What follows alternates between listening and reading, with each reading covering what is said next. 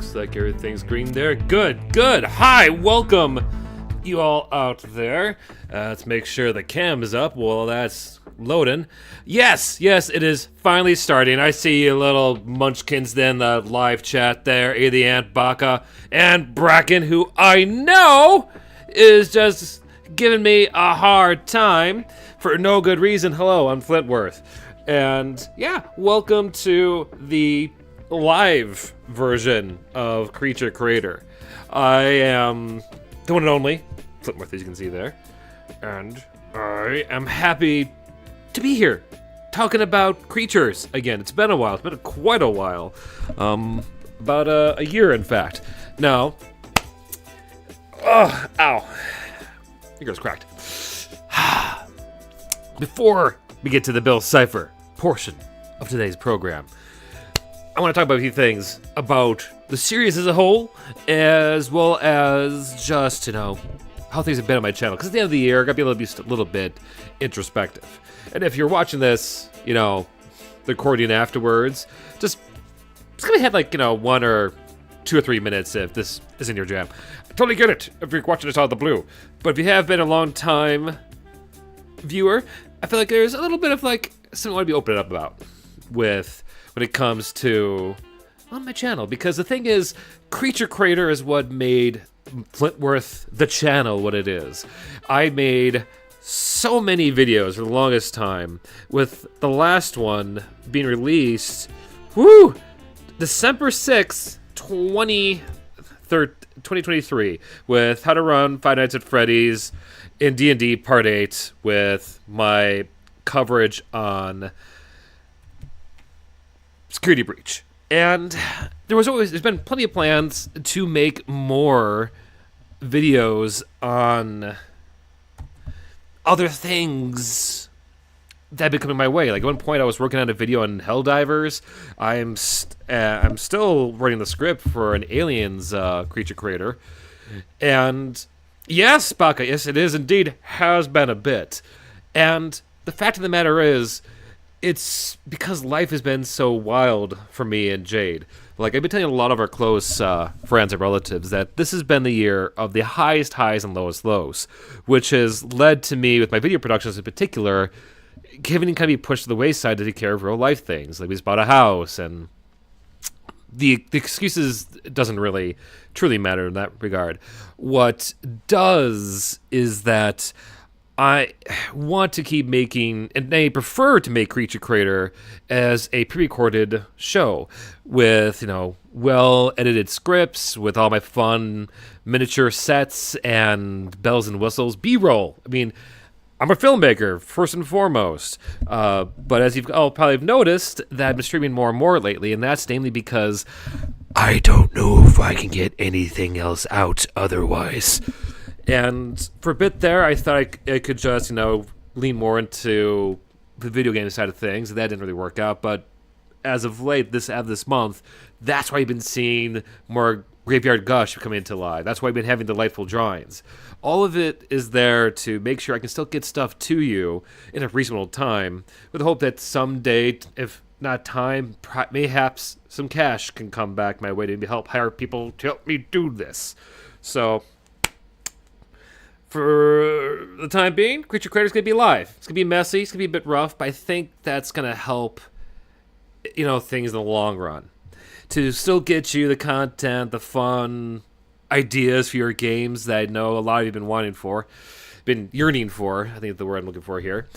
And it allows me to still get out episodes of the shows I love. And maybe someday I'll come back and take this verbiage, these recordings, and give them the full-on treatment. But until that time, it's going to be rough, but it's going to be the show. It's going to be fun. Starting with today with Bill Cipher. I actually got requested to cover Bill Cipher recently.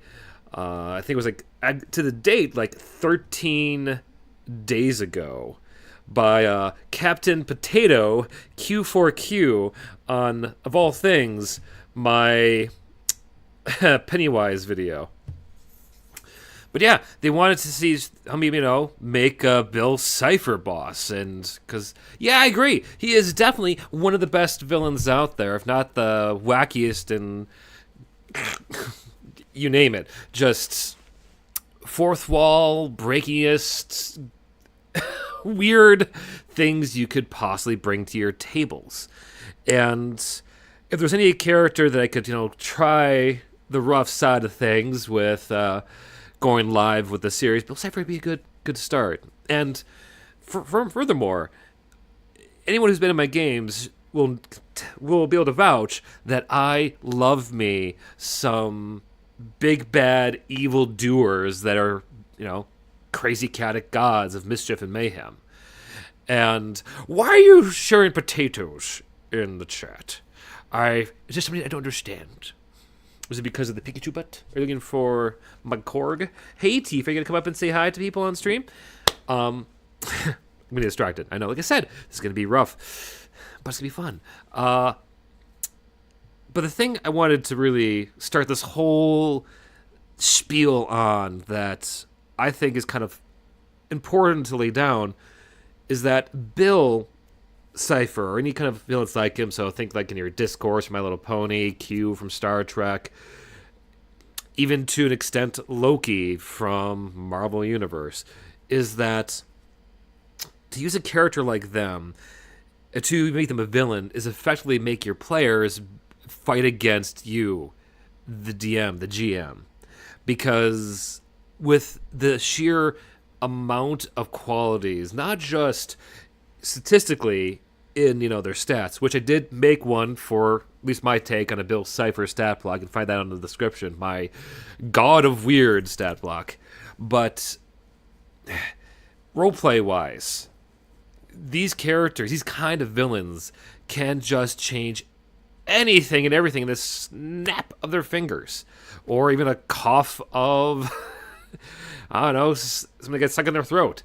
Like they can be that overpowered in the right hands, which is all the more reason that if you're going to go and try to do these kind of characters, say hi, Tifa, you need to be ready to be lenient or find some creative ways to really balance it out, to not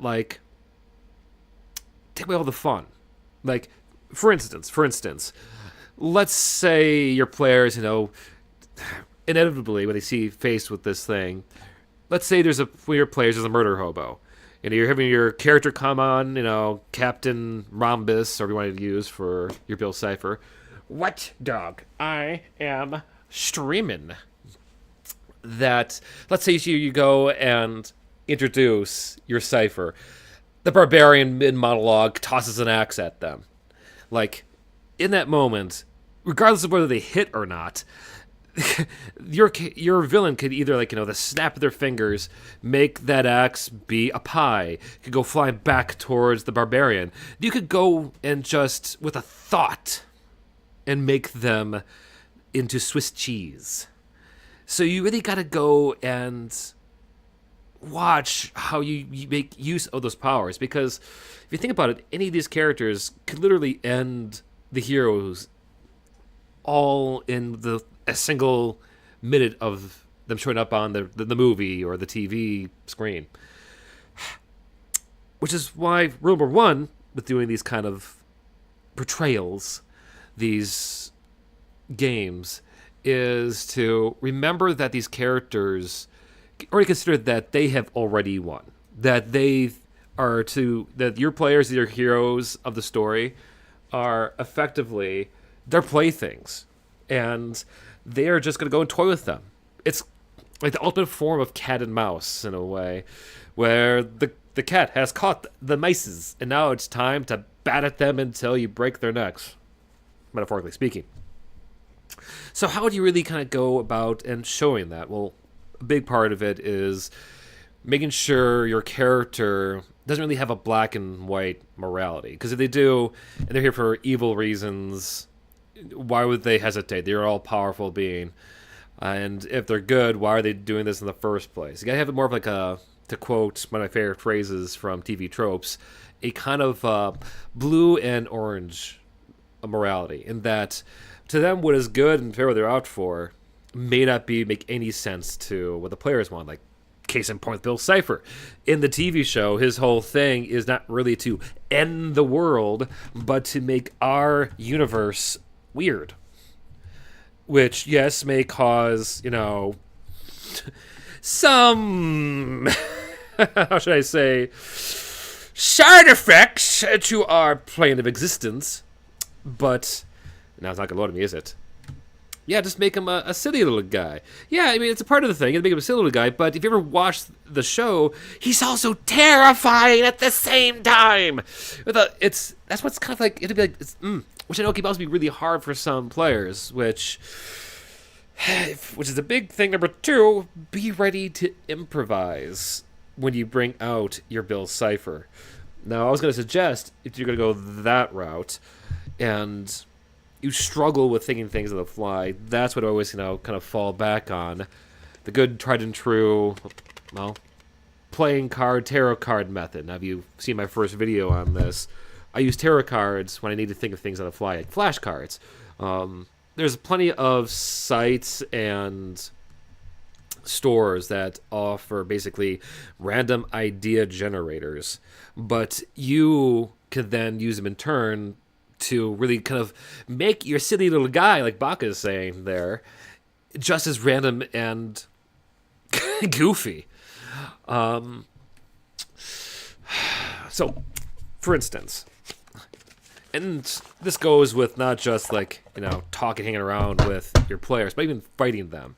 So that, for instance, if you look at that character sheet I have down there, you have a series of attacks that basically named after, high fives, fist bumps, and eye pokes. Well, you can change that around by making it a case of, let's see here. Bill Cipher walks in and he's going to go do his attack. Cool, he does a high five against you. Okay, cool. When it connects, you see that his hand has turned into the face of a horse, and as it slaps you silly, let's see, does it hit? Oh yeah, gosh, it's like a 25, because if you haven't seen the sheet yet, I balanced it for level 20 players, like a party of level 20s, because frankly, if they're going to try to fight a god, they need to be gods themselves to stand a chance. So yeah, to go back to my example, hit him in the face with your horse hand, and as they go flying through the air, they crash into a wall, and it just explodes into a pillar of lightning. Now, all of that I made on the fly by flipping random cards from this deck. And you can do all kinds of neat things. Like, yes, Baka, exactly. Using a wild magic table could also be a fantastic option, too. If you're feeling really devious, you can even bring out, if you have it, a deck of many things, which, yeah, it could be, like, both evil, but also perfect for setting up the sheer insanity of these kind of characters. Now, how do you really kind of balance this? That's a few things I could bring up. But first, let's see what they are saying here. There's a character trope that I like, with a completely OP antagonist that lessens their power in order to toy with the protagonist. Exactly, but keeping the false idea that the protagonist could win. Exactly. It's a perfect way you could go with a Bill Cipher monster. Give them the impression they're waiting all along until the very end, till you kind of take the rug out from beneath their feet. But there is also lies where the trick is to making this fair for your players. How, like, all of these villains fail is typically because they get cocky. Their hubris becomes their downfall. And usually they fool the villain and using their own powers against them. Now, you can make this happen with your villains by tying into your lore that maybe they're deal makers. Maybe you can really make them more like devils, where they can help change the fate of your heroes, providing that they, do X, Y, and Z for your villains. Or you can even make it that they throw down a challenge, like, I'm going to use an example here. God, I'm gonna ruin his name. Mixplix from DC Universe. It's a Superman villain that has a wacky name, but even though he is also a cosmic being that can do anything with reality, he's also it comes with the cost of being tied to very specific rules. And if Soups, goes and says his name backwards or makes him say his name backwards, he poofs back to his dimension. Which is something you can do. Like that's how characters like Q from Star Trek ultimately gets defeated. He sets out a game, and to them, you win at their game. Okay, they respect that because at their level, to me, that's all they really have to really enjoy life is the thrill, the hunt, which for your players can be kind of hit or miss. You have to make sure you really check the vibes of the room, where maybe they want to go and actually defeat your elder being versus, banishing the being back from whatever whence they came, which is what happens to a lot of the characters I've spoken about so far. It's very rare in a case where they can go and destroy them for good. Now, for me, with characters I've done in the past, I've kind of gone that route where I've had a series of villains I called the Menagerie. They're all various evil demigods based on concepts of fate and how it can really hurt ourselves and how these beings can come in and change your fate however you want it. And typically I set them up as being like Bill's Cipher. They can be intimidating, spooky. They're teleporting it all over the place. They are warping reality and constantly going and tempting the players with various Freudian bargains. And I make it not really clear at first because I like to kind of leave it open for my players for their own creativity. But I leave it to them to find ways to take those bargains they offer and have those gods fail at them. And then once they fail at the other side of the bargain, they lose all their powers, effectively weaken them enough to actually go and get beaten by my players. Giggle Lawful Oath of the Crown Paladin versus the One Wacky Triangle. Yeah. I mean, that's another thing, too. You could even wrap in a little bit of, maybe they have to bring, the Paladin has to bring in their god to fight your cookie god. Well, don't forget, Bill Cypher, in Gravity Falls, when faced with being just like him, doesn't hesitate. He goes and just snaps his fingers and destroys the god right off the bat. So if they do that, I think drop that gauntlet down, where your player's like, I called Daddy, Mommy and Dad on you. Guys, hey, go punch the triangle in the face. I would you say to that? Death beam back behind their shoulders. Their gods turn to dust. Oh, I see you're not one to negotiate. Oops. I think you said Freudian. Yes, you're right. I meant Faustian. You're right. Faustian. See, this is why I liked usually, read a script and proofread. Regardless, you're getting the general idea. Now, actual scenarios these characters can work well in. It's really up to your imagination. Just to make sure you really be careful with how far you bend the rules of reality, because, for example, let's say if you're playing in a fantasy game like D&D and you bring in something that's too weird and too modern, it might break the player's immersion. Now, if your players can be up, for some level of insanity, you could do some wild things. Like I once had my players get, unbeknownst to them, between play sessions, get sapped into alternate reality, where it was all their characters, but in a Law and Order-esque version of the world and them. Most for April Fools, and it worked perfectly. But even still, there were a few players that, they leaned into it, they had fun, but by the end, it kind of was getting to them because it was just too far removed to what they expected. And yeah, I probably should have ended a bit earlier, but that comes with experience. How far is too far with breaking reality? Well, it could be going as far as Oh yes, people get roll initiative to start up your game of combat, and have the roll. You'll get the numbers. Cool. All right. I'm gonna go with B10. Players look back at you like, what do you mean?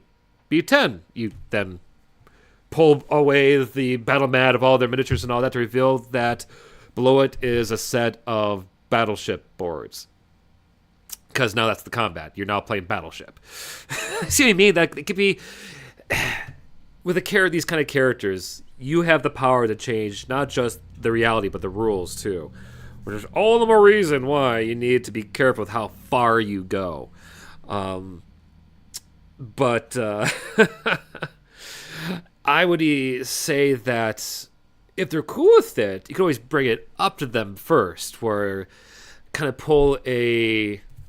Was it the ninth seal, I want to say, where you basically have them recreate the classic film scenario of them playing a game of chess against Death, or the Grim Reaper himself, which I've actually done with another one of my crazy gods. Yes, that is true, though. Set in Battleship would be hilarious, but jarring in the wrong point. But you kind of get that point with all this, though. It's going to be like most any kind of villains, a whole lot of balance. Now, a few things you can have fun with this is to not make it clear that you're going to have this Bill Cipher of yours be the final end to your game. You can sprinkle it out over the course of many sessions, many story arcs. Like I have a game going on, currently on hiatus, but doesn't matter. What does is that the big bad has been a god kind of like Bill Cipher. And I've been sprinkling hints of them throughout the story for close to 5 years.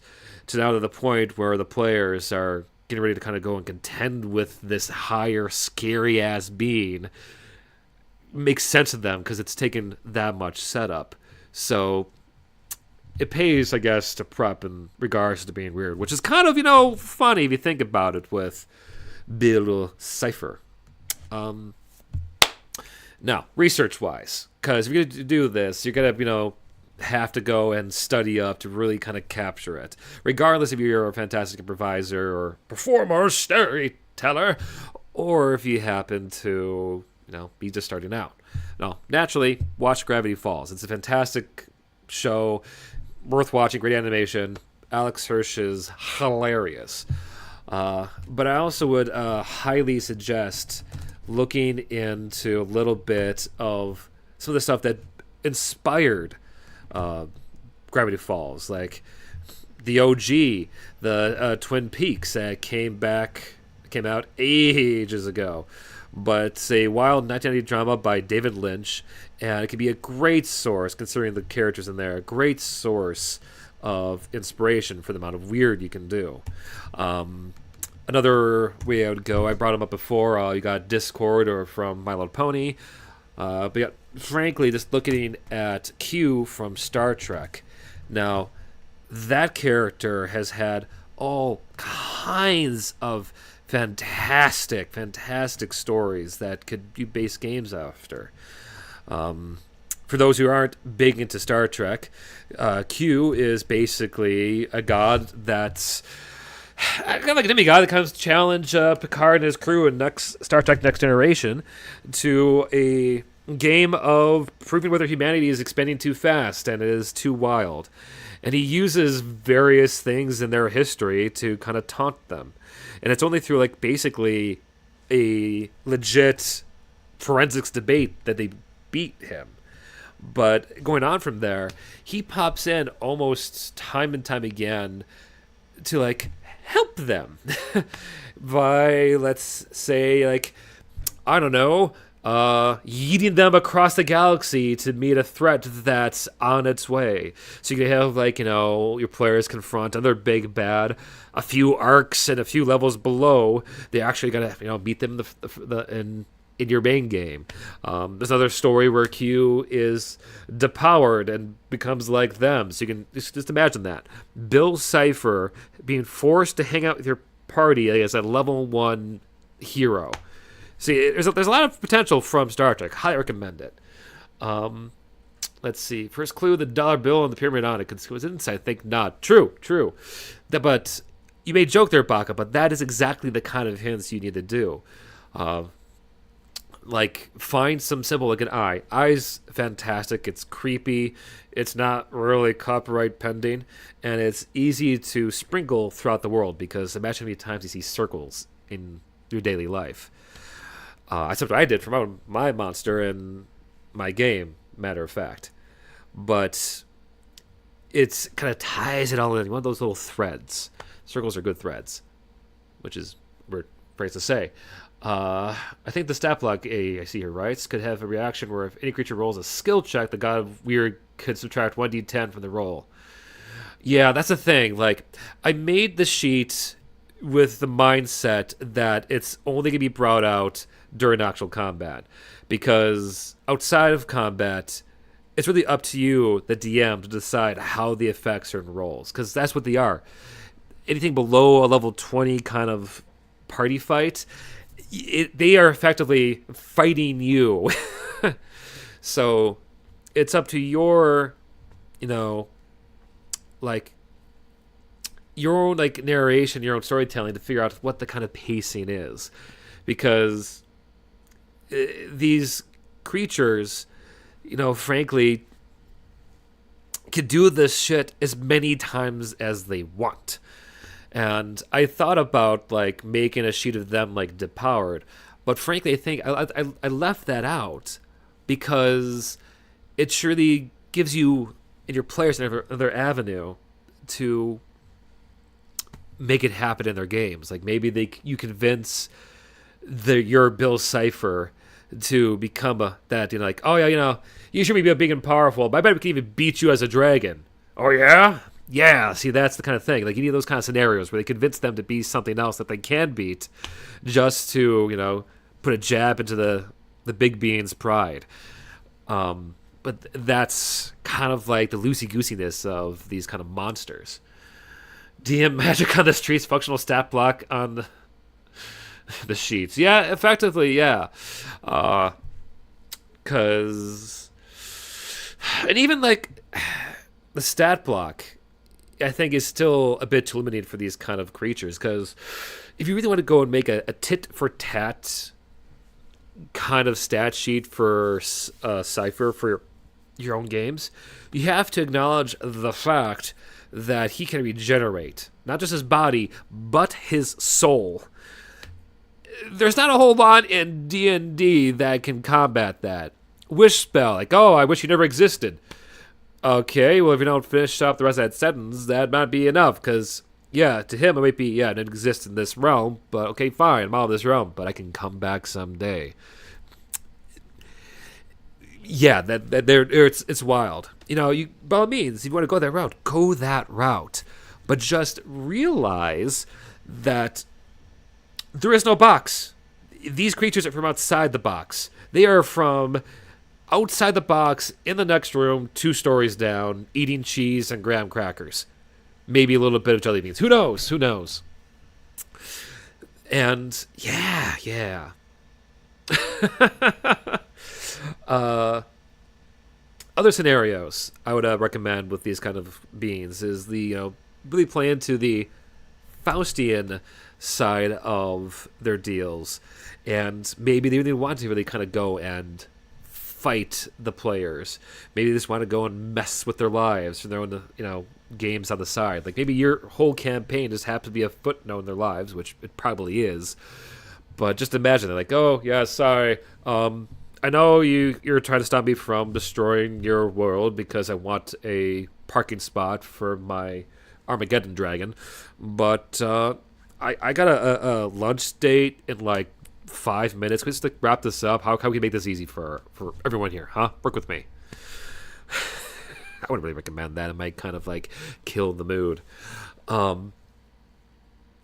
However, one thing that could be fun is playing the long game that, they are your villain, your Bill, is like constantly trying to break into reality, like do like they did in Gravity Falls, where he's very aware, and the players are very well. Him and the players, or I should say that the Pine twins, are very aware of one another from season one, and the whole arc is him just slowly trying to find holes in reality, kind of punch his way through. That is going to be a very fun angle as well. Naturally, if you do that route, you have to kind of be prepared for your players, not accepting the Faustian deals, to having watched enough media to know that, yeah, I'm not going to go and shake hands with the scary triangle from outside space and time, because that could lead to my eyeballs being turned into jelly. And in that case, if that does happen, make use of your NPCs. Find a character they do love.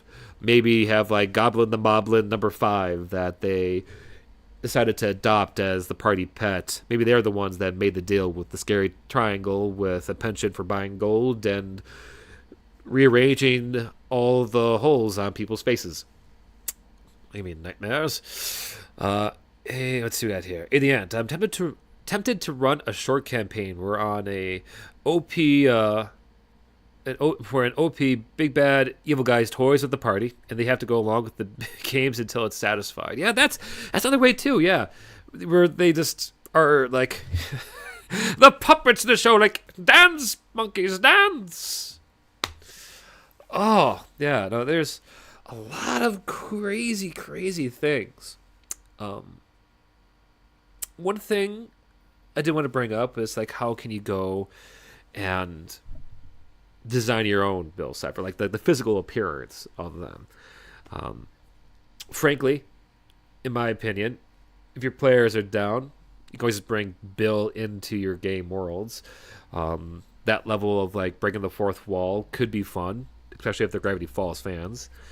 But frankly, just look into old folklore. There are an unnumberable number of like public domain creatures you can like bring into existence. Imagine there's plenty of gods in the D&D pantheon alone that you can do. It's just a matter though, if you do, I think the more unseemingly they are, the better, because it kind of adds to the terror when they are just a basic shape, when they're cute, when they're just like an average Joe looking creature that can rearrange your toes to be little tiny penguins. Yeah, that is true. In the end, it does seem kind of hard to not railroad with this kind of idea, but I'm sure it can be done. Yeah, it can be easy to railroad because, like, once again, these villains can treat your players like toys. But what helps get it balanced is the mindset, I think you said to yourself, where they are toying with them, that they are putting them in scenarios that will entertain them, or maybe even you, the DM.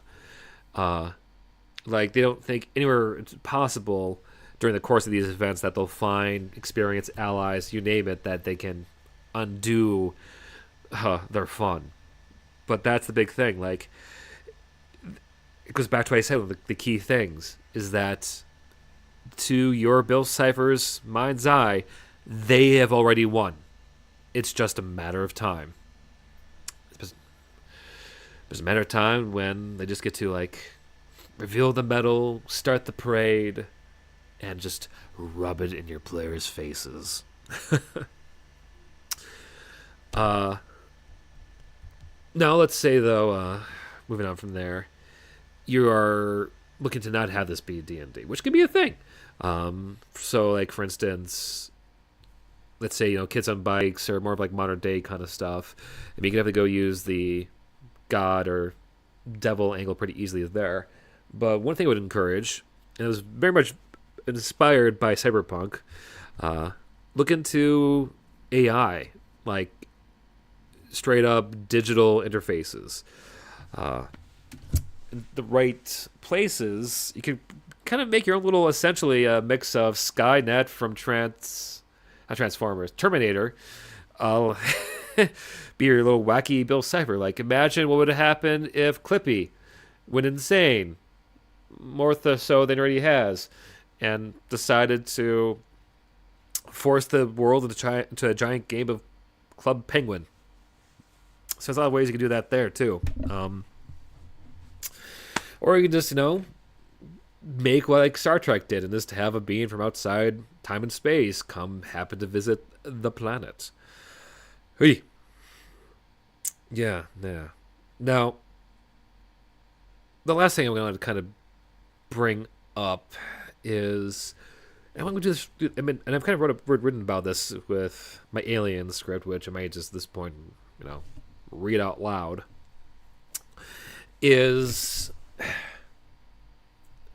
what if you want to face something like Bill Cipher, but not in a D&D game, not in a tabletop RPG? Because the tagline of this show, Creature Creator, is I'm here to help you recreate your favorite monsters and stories at your gaming tables. Now, to me, that also includes board games. Things, straight out of the box that can give you the same kind of goofy experience. And there's a few out there that kind of do it. Case in point, the card game for Arkham Horror has a wonderful expansion called The Blob That Ate Everything. It's a one-shot expansion. Here, let me bring up a picture of it. But it's got a little bit of goofy. I'm going to say goofy. It's got it's a Lovecraftian touch. It's dark. It's kind of eerie. But what makes it kind of fun is in the mechanics of it all. Because you see, the Blob does have the ability to really delete everything. Like, based on random draws, it can go and consume the player's player aids, their drinks, their ability to talk for a few rounds. It could take away the parts of the game board. It's wild, insane, but it's a lot of fun, and it's one of my favorite expansions to bring out to show other new players to the Arkham Horror game. 8.5 on Board Game Geek as well, which I think is a good rating.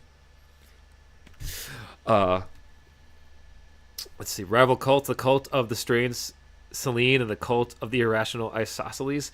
Yeah, you can even have like warring chaotic gods going on, which could also be kind of fun.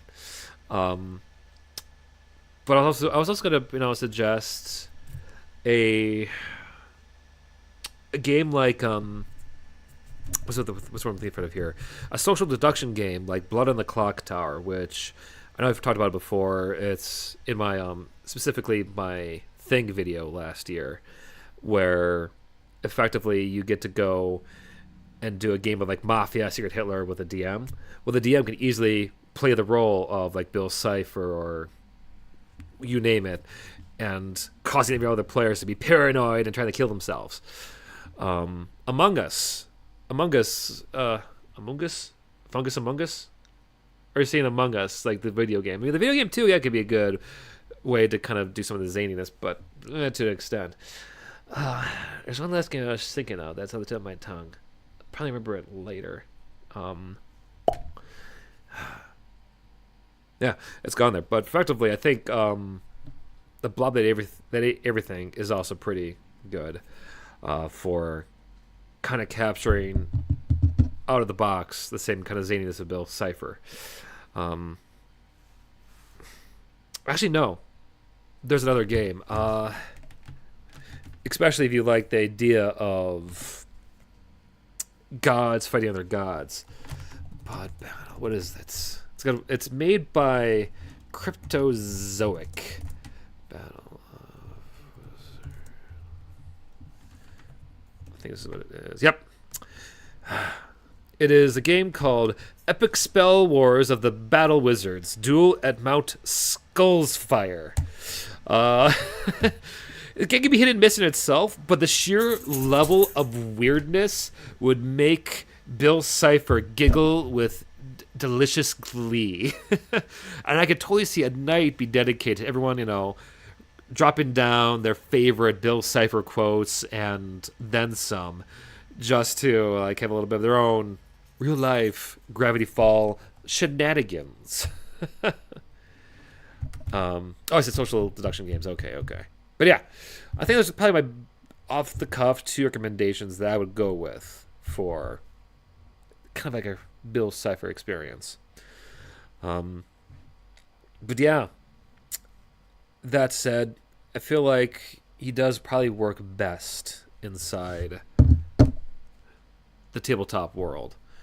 One final recommendation I would suggest looking into. I've not played it myself, but there was a Kickstarter not too long ago about let me find it, but it's effectively it's a module that puts your players into a evil carnival of wonders. I could easily see be a good basis for your games. Let's see if I can find the name of it for you. But yeah, if you're struggling to find a way to kind of like start off with bringing a Bill Cipher world, like this would be used in the idea that you're going to bring your players to your own little weird Mageddon in motion. Let's see, it backed it ages ago.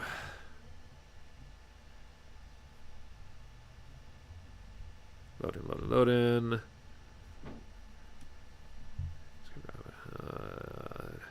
Here we are. Heckna, Carnival Horror Campaign Setting, which I think is just about to release relatively soon. But yeah, I mean, look at that goofy guy right there. Yeah. Carnival Horror Campaign Setting. What more zaniness can you want? Otherwise, Kids on Bikes. It is essentially what Gravity Falls is, also the go-to. So that's another one I recommend. I've recommended many times before on this channel. Yeah, I think that's really all I have to say about how I would go and bring Bill Cipher out there. Once again, Kids on Bikes. I think they just came out with their 2nd edition. So go check that out. I've used them before. I've actually run a few games with their stuff. So you can't go wrong with them. They have all kinds of fun modules to bring up. But I think that's all for now. I thank you for watching this live. If you're hanging out with me live, so Baka, the Ant, Tiffany, and Bracken, if you're still there, I do appreciate you hanging out here. I also want to thank my patrons, Asra, Moody, Wally, Lodum, and Phantom Ghoul, for supporting me here this far. If you have suggestions on what I should do for future live streams on this channel, please let me know. Yes, I know this is short, but it's kind of doing that. I mean, I can't talk for 2 hours and a half on doing all this kind of stuff. But please, if you do have any ideas, let me know. And if you happen to use the monster sheet down below, once again, it's there, free to download. Please go let me know how that works out for it, because I love hearing feedback. And above all else, you have a great time. Have a great rest of your year. We're going to be back on Monday with another delightful drawings with Jade. And yeah, you take care of yourselves. And don't forget to like, subscribe, and all that fun jazz. You take care. And oh yes, remember, reality is an illusion. Meaning is meaningless. Go buy gold. Bye. Yeah.